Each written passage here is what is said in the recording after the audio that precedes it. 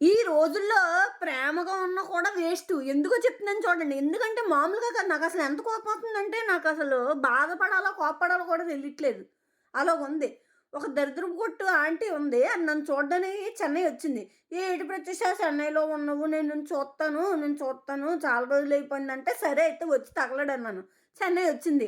600 కిలోమీటర్ల నా కోసం ప్రేమగా వచ్చింది కదా! దీనికి ఏదో ఒకటి తిండి ఎడదామని వండి పెట్టాను. వండి పెట్టిన పాపానికి అది అందరికీ చెప్తుంది. ప్రత్యూషకు వంట రాదు. బాబోయ్! దాని చేతి వంట అస్సలు తినలేమని అందరికీ ఎదవ కబుర్లు చెప్తుంది దరిద్రపుది. పోన్లే అని తిండెట్టిన పాపానికి ఇలా మాటాడతారండి. ఇంత దూరం వచ్చింది కదా! రాష్ట్రం కాని రాష్ట్రం ఇంత దూరం అనుకోని చేసి పెట్టాను. ఆ! అందరికి అలా చెప్తుంది. ఇగోండి దానికి వండి పెట్టిన గిన్ని వారం అయింది అప్పటి నుంచి తోముతూనే ఉన్నాను. అయినా పోవట్లేదు. ఇంత బాగా చేస్తే అది దరిద్రపు కొట్టుది.